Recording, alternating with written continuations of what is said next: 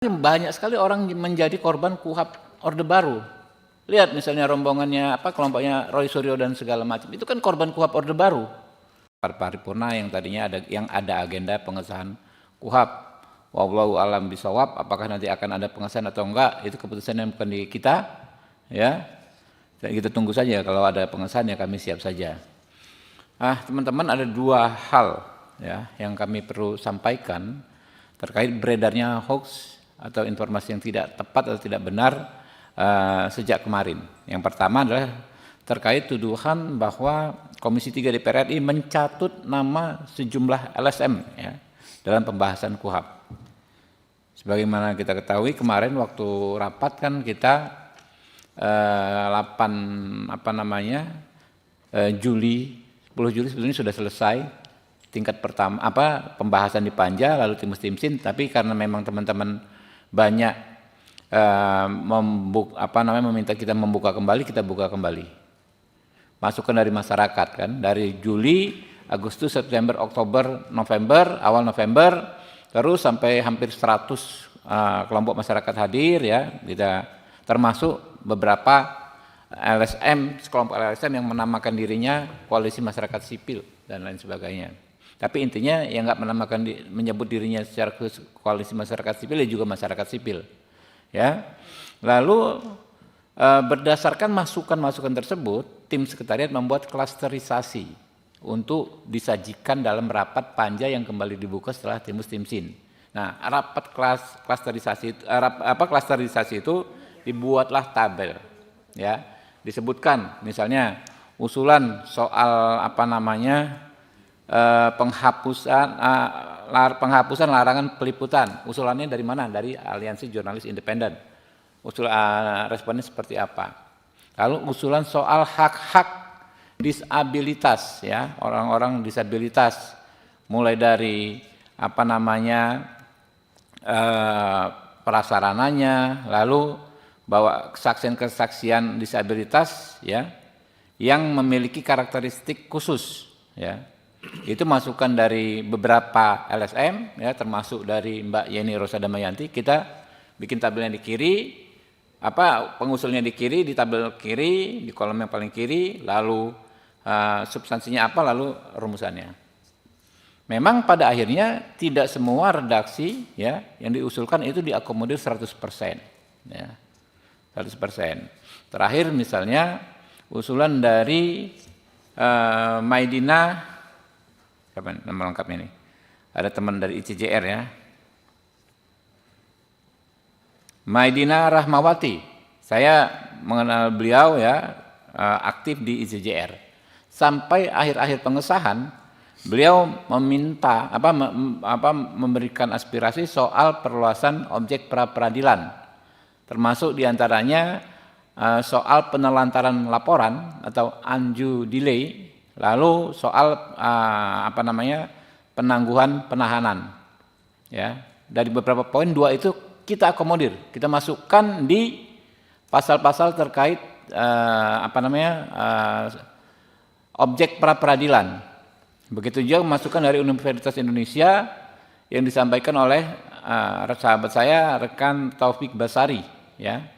Beliau mengajar di Universitas Indonesia, kirim surat yang ada pakai kop UI, diantaranya soal larangan terjadi penyiksaan dan intimidasi dalam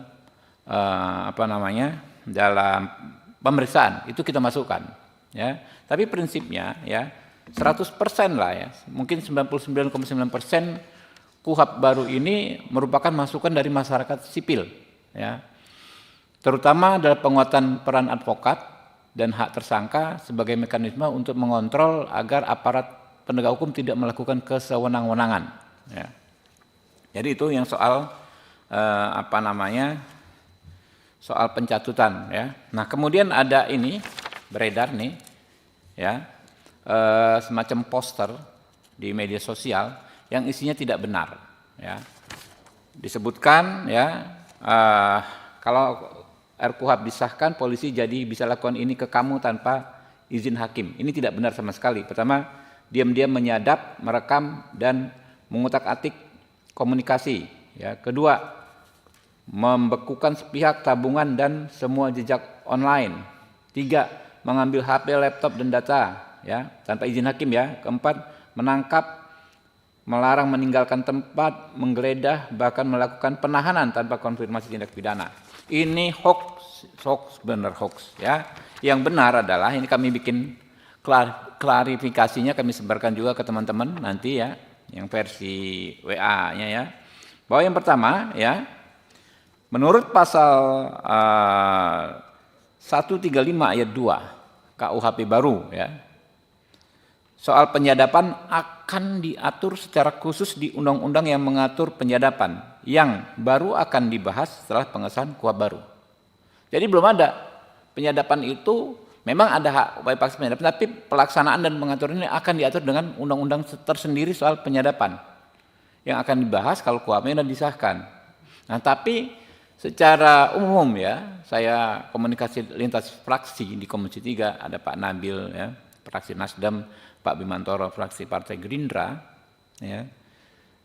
Semua fraksi menyadari bahwa penyadapan itu harus diatur secara hati-hati dan harus dilakukan dengan izin pengadilan.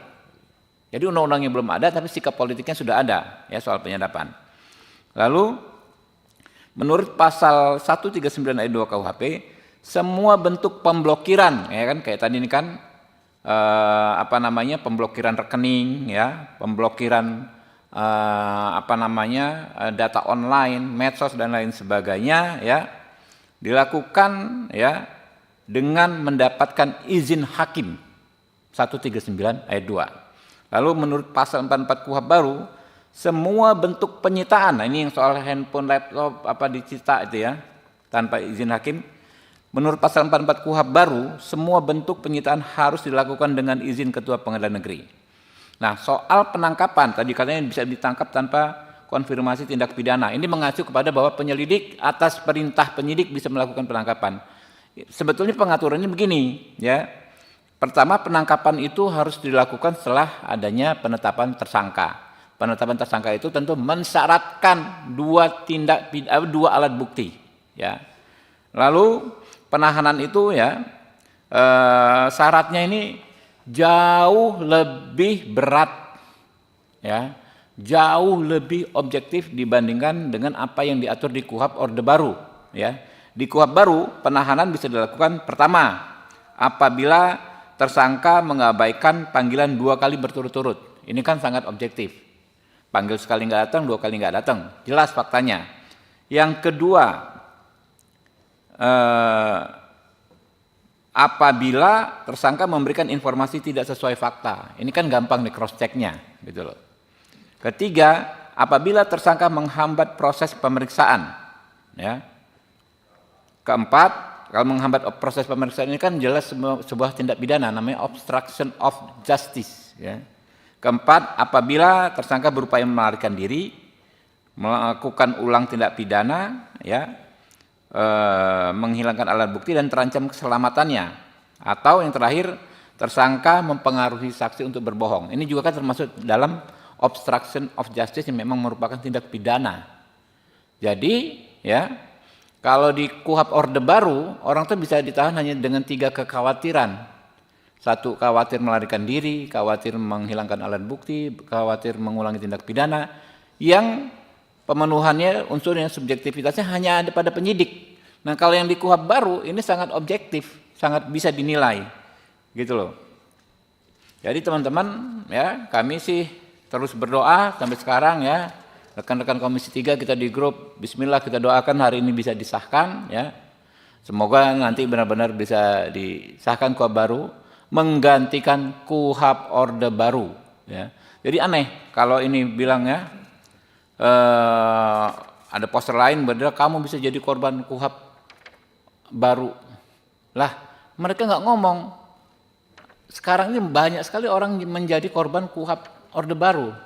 Lihat misalnya rombongannya kelompoknya Roy Suryo dan segala macam. Itu kan korban KUHP Orde Baru. Kenapa? Ya. Kalau menurut standar KUHP baru, Roy Suryo CS ini penanganan kasusnya bisa dengan restoratif justice. Tapi di KUHP Orde Baru itu nggak diatur. Gitu loh. Kalau menurut KUHP baru ya, terhadap Roy Suryo dan kawan-kawan itu sangat sulit untuk dikenakan penahanan karena syaratnya sangat objektif. Hampir nggak mungkin ditahan, orang-orangnya jelas semua, nggak lari dan lain sebagainya. Tapi kalau menurut KUHP Orde Baru ada peluang dia ditahan sewenang-wenang. Pak Roy Suryo dan kawan-kawan ini. Jadi yang darurat itu adalah bagaimana kita mencabut KUHP Orde Baru. Yang emergensi panggilan darurat itu bagaimana segera menghentikan KUHP Orde Baru. Sudah terlalu banyak korban KUHP Orde Baru ini. Ya, mulai dulu kemarin Pak Egy Sujana dan lain sebagainya, itu kan korban KUHP Orde Baru. Ya, kita terus ikhtiar ya teman-teman, agar memang nanti bisa segera disahkan. Mungkin ada 3 pertanyaan aja ya. Bentar lagi, 10 menit lagi kita mulai misalnya. Download Tribun X sekarang. Menghadirkan lokal menjadi Indonesia.